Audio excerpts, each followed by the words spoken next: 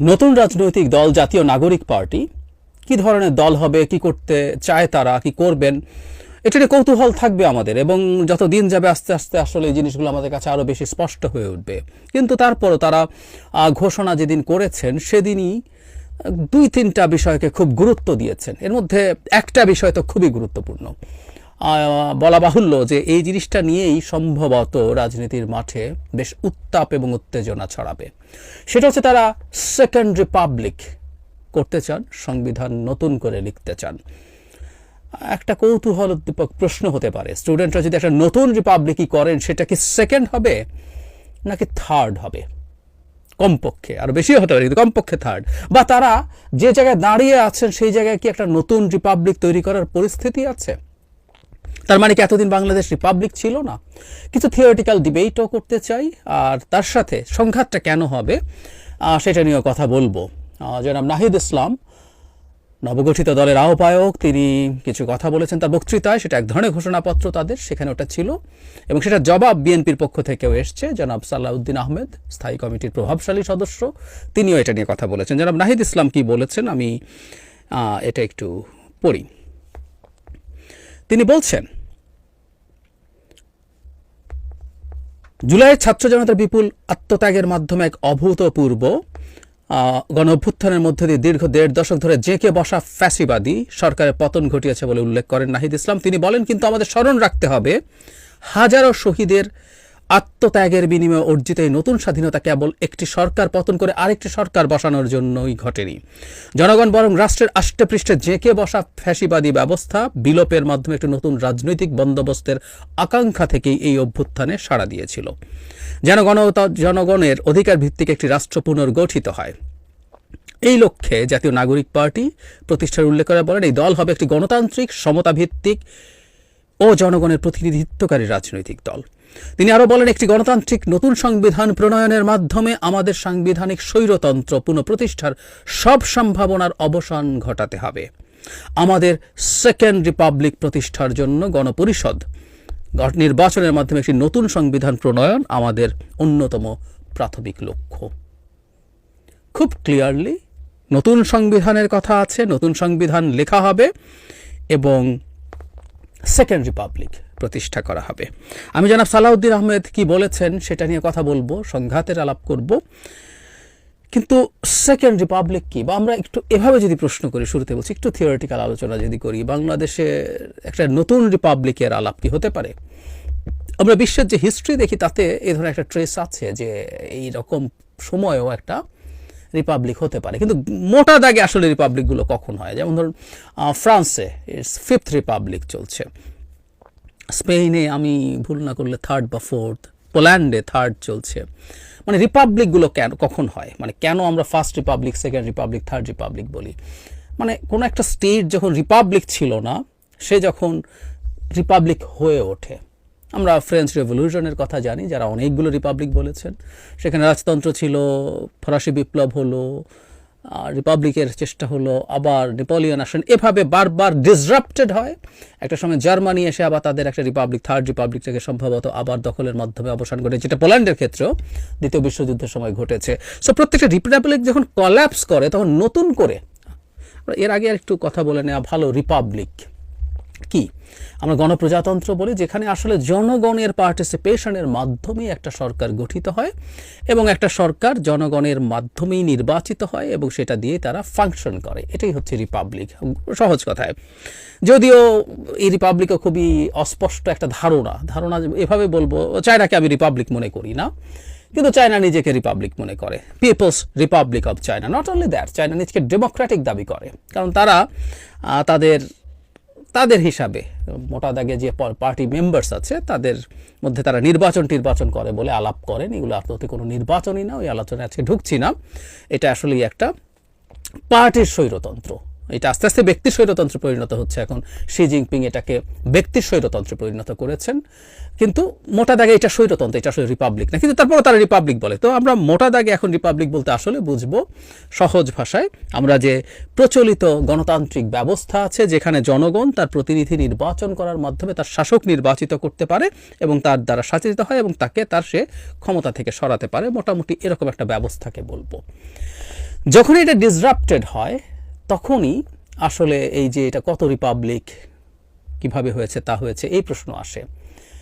আমরা কি বাংলাদেশে অলরেডি সেকেন্ড রিপাবলিক দেখে ফেলেছি? এই প্রশ্ন আসলে আসতে পারে। এবং ছাত্রদের যে দল আছে সেই দলটা তারা যদি করতে পারেন এটা কি থার্ড রিপাবলিক হবে, সেই প্রশ্ন আসবে।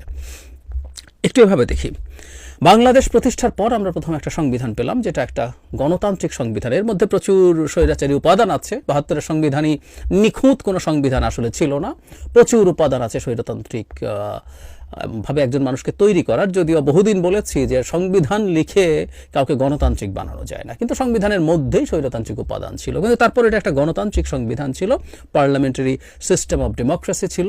সেটা করে কিভাবে মানুষ ভোট দিয়ে শাসক তৈরি করবে, বাস্তবে কারচুপি হবে কি না হবে সেটা ভিন্ন, কিন্তু আমাদের সংবিধান একটা গণতান্ত্রিক উইথ সাম প্রবলেমস গণতান্ত্রিক সংবিধান ছিল। আমাদের প্রথম রিপাবলিকের পতন ঘটিয়েছে কে? শেখ মুজিবুর রহমান। আমাদের প্রথম রিপাবলিকের পতন হয়েছে বাকশাল তৈরির মাধ্যমে। বাকশাল তৈরি করাটা আমাদের প্রথম রিপাবলিক ধ্বংস করেছে। এরপর এটা রিপাবলিক ছিল বলে আমি মনে করি না। সুতরাং বাকশাল তৈরির মাধ্যমে যখন এটা হলো, তারপর আমাদের যে বহুদলীয় গণতান্ত্রিক ব্যবস্থা, এটা কোনো গণতান্ত্রিক ব্যবস্থাই না, একটা স্বৈরতান্ত্রিক একদলীয় ব্যবস্থা। এবং অনেক জায়গায় লিস্ট যতটুকু দলের মধ্যে এক ধরনের গণতান্ত্রিক চর্চা আছে, বাকশালে সেটাও ছিল না। এটা একটা বিভৎস, আসলে এটা একটা রাজতন্ত্র ছিল সংবিধানের নামে। তো সেই জায়গাটা থেকে বহুদলীয় গণতন্ত্রে যে আমরা ফেরত আসলাম, ইনফ্যাক্ট আমরা আবার রিপাবলিক হয়ে উঠলাম, সেই বিবেচনায় বাংলাদেশের সেকেন্ড রিপাবলিক হয়েছে জিয়াউর রহমানের হাতে। বাংলাদেশের সেকেন্ড রিপাবলিক হয়েছে জিয়াউর রহমান যখন সংবিধানের ৪র্থ সংশোধনী বাতিল করে ৫ম সংশোধনী করলেন।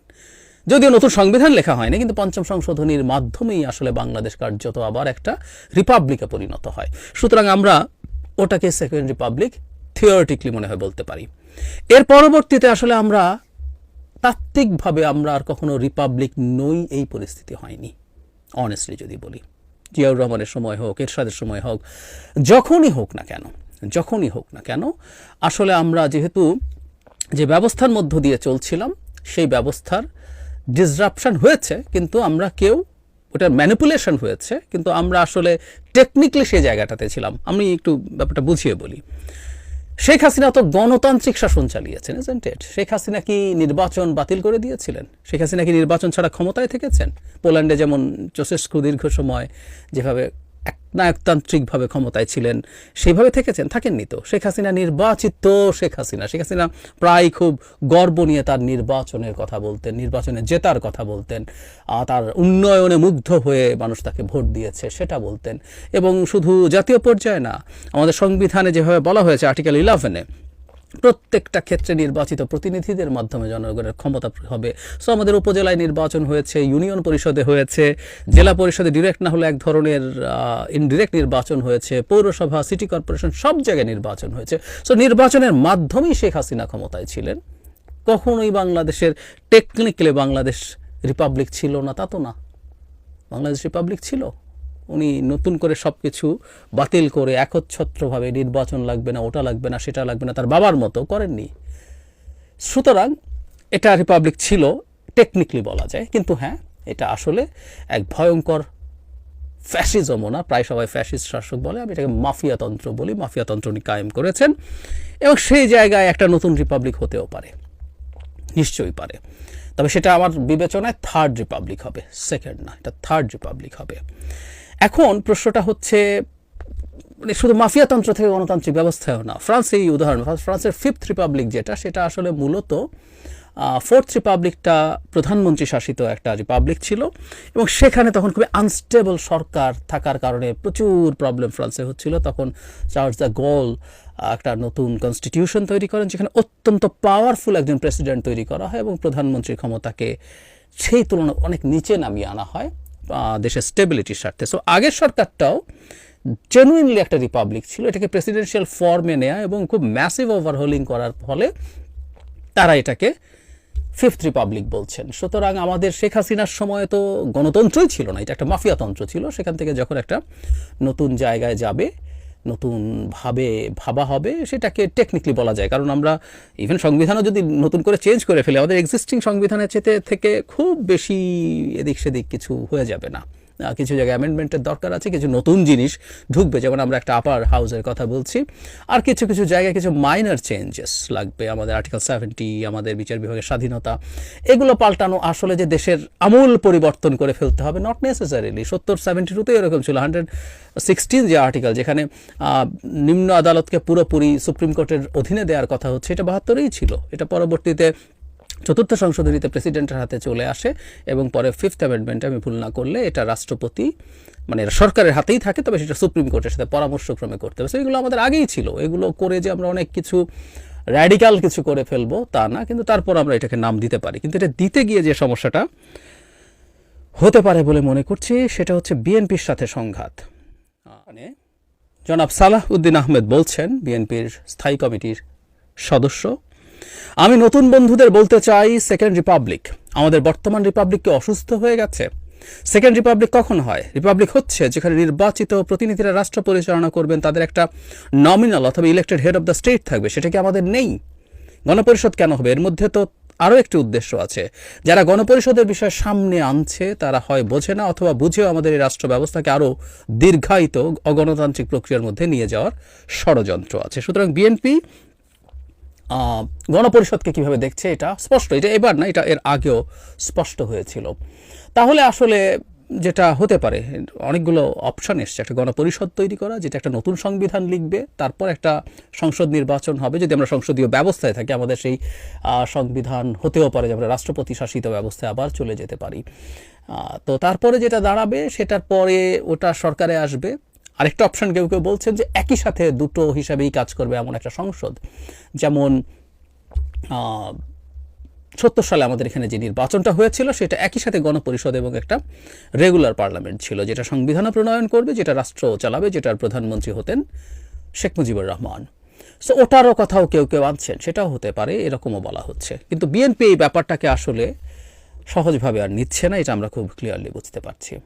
এখন আমি মনে করি ছাত্ররা এটাকে যেভাবে দাবিটা সামনে আনছেন, বিশেষ করে একটা নতুন সংবিধান পুরোপুরি লেখা নিয়ে, এবং গণপরিষদ কবে চাইছেন তারা, এই জিনিসটাও খুব ক্লিয়ার করেননি। এখনই মানে নেক্সট নির্বাচনটাই গণপরিষদ নির্বাচন হবে কিনা বা মিক্সড হবে কিনা, এই ইস্যুগুলো নিয়ে খুব বড় সমস্যা হবে।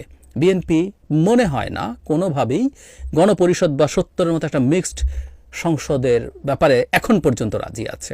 তারা যেটা মনে করেন সেটা হচ্ছে সংবিধানের ক্ষেত্রেও তারা যেসব অ্যামেন্ডমেন্ট অ্যাগ্রি করবেন, একমত হবেন অন্যদের সাথে, সেগুলো তারা ক্ষমতায় আসার পর যদি তাদের বা অন্যদের সহ 2/3 সংখ্যাগরিষ্ঠতা হয়, তাহলে তারা সেগুলো ইমপ্লিমেন্ট করবেন। এটা হচ্ছে তাদের পরিস্থিতি।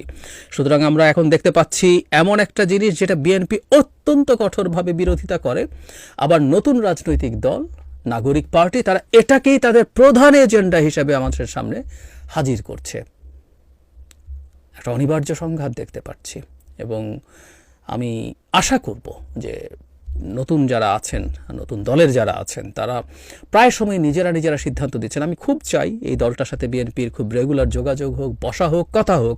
তারা কি করতে চান, কিভাবে করতে চান, সেটা নিয়ে বিএনপির সাথে আলাপ করুক, করে তারা একটা সিদ্ধান্ত নিয়ে, সেটা কিভাবে হবে জানি না, কতটুকু হবে জানি না, তারা সেই ব্যাপারে এগিয়ে যাবেন।